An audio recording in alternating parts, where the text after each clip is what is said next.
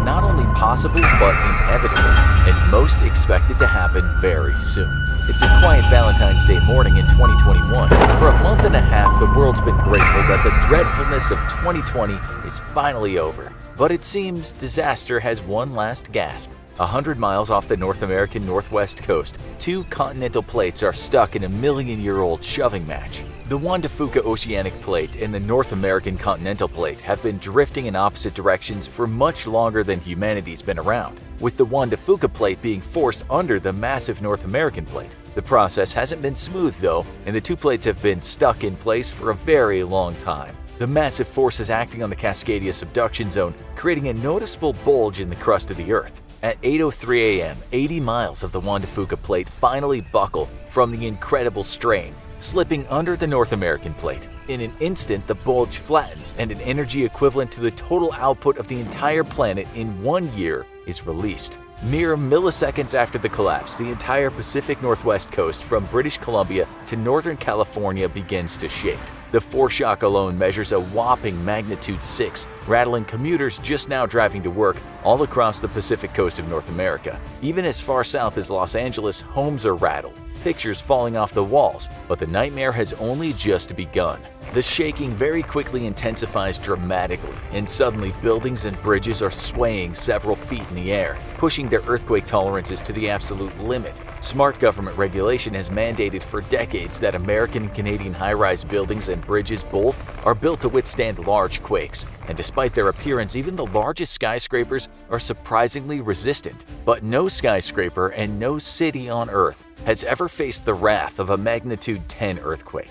The shaking is so severe that the tops of the skyscrapers are now swaying over 3 feet in the opposite direction of their bases, causing a 6-foot offset. This is too much for many of even the most modern and earthquake-proof buildings, and internal support columns begin to crack under the incredible strain. Inside of the high-rise offices and apartment buildings, people are thrown across rooms, then violently tossed back in the opposite direction from the awesome force of the mighty shaking. Water pipes feeding fire suppression systems burst, flooding the inside of the buildings. After the first 30 seconds, some of the interior walls begin to crumble, exposing dangerous live wires to the water streaming out of burst pipes. Thousands are electrocuted. Incredible as it seems, there are still 4.5 minutes left of shaking to go. Plate glass windows built to resist hurricane-force winds and tremendous impacts shatter from the strain of twisting and swaying in their frames as the building dances back and forth around them. People are hurled out of now open windows to the streets below. Those running for their lives on city streets are showered with guillotine blaze-sized chunks of glass and falling people alike. On bridges across the American Northwest, cars are violently thrown to and fro. Panicking drivers either try to speed off the wildly swaying bridges or slam their brakes in terror. This causes a massive traffic jam, trapping motorists on the dangerously swaying bridges. Many flee their vehicles on foot, crawling over stuck vehicles and doing their best not to be thrown off the bridge by violent swaying. But after 45 seconds of violent shaking, it's finally too much. The structural tolerances of bridges all across Cascadia are exceeded, and one by one bridges collapse, plunging thousands to their deaths. Rail lines are severed all across the region, causing trains to derail and plow into surrounding buildings. Passengers and cargo are spilled all over cities and the wilderness, causing many more deaths, along with a massive environmental disaster as millions of tons of industrial chemicals and wastes are spilled across some of the most pristine forest in North America. Massive fires erupt as oil and gas being shipped by rail freight is spilled in train disaster after disaster. Now, the Pacific Northwest is not only shaking, it's burning.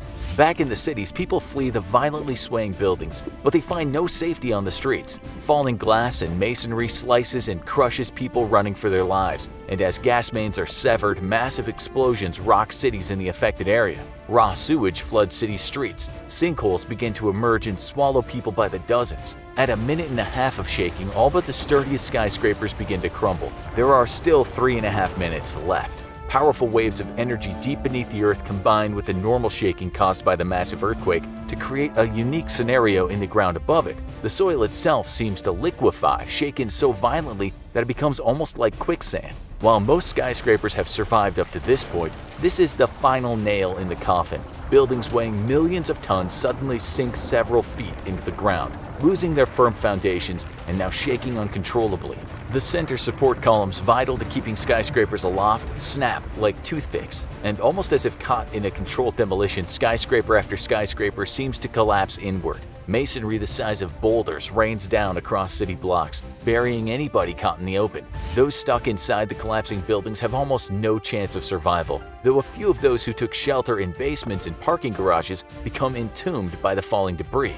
Incredibly, the Earth continues to shake at such violent magnitude for another 3 minutes. The full 5 minutes of constant shaking is enough to bring down nearly every structure over 4 stories all across the North American wilderness. The cities of Seattle, Vancouver, Portland, Spokane, Tacoma, and Boise, along with a few others, are almost all completely leveled. It's devastation on a scale humanity has not seen since the end of the Second World War. Entire cities once full of over 500,000 people have nearly disappeared in a haze of dust and smoke.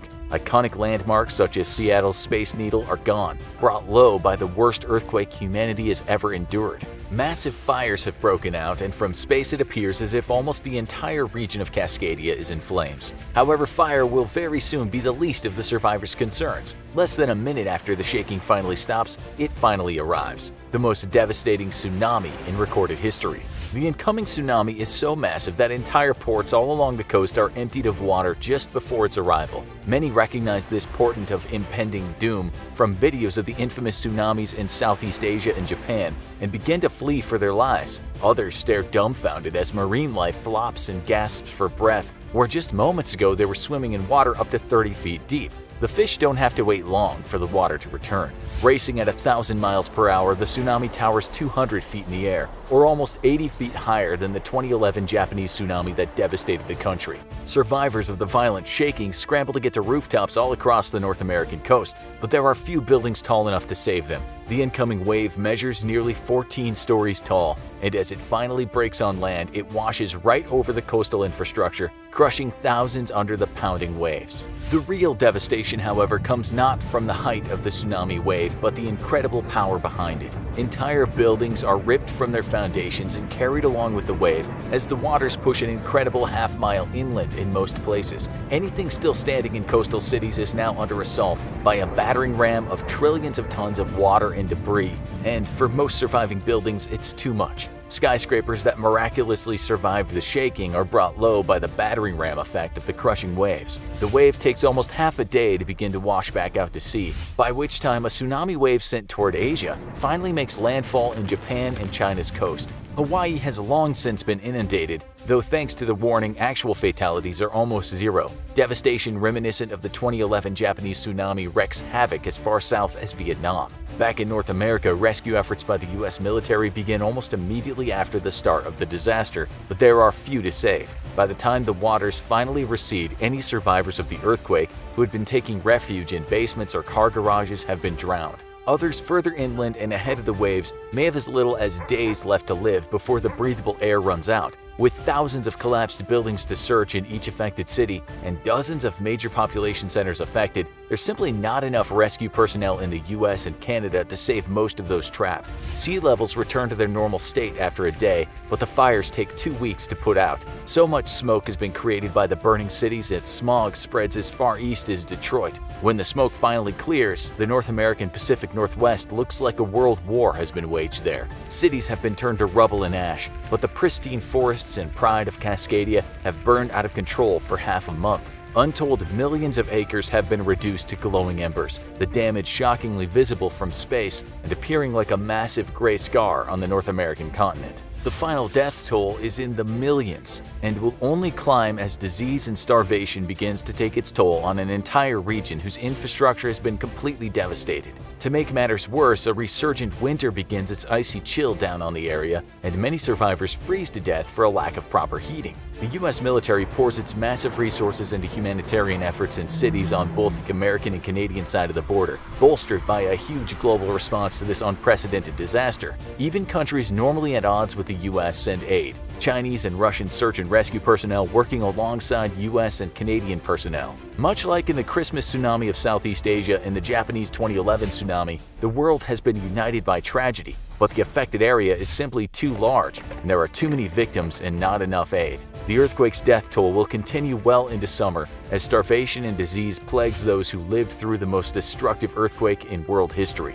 Now, go watch this while you're still alive. Worst natural disasters in human history, or check out this other video instead.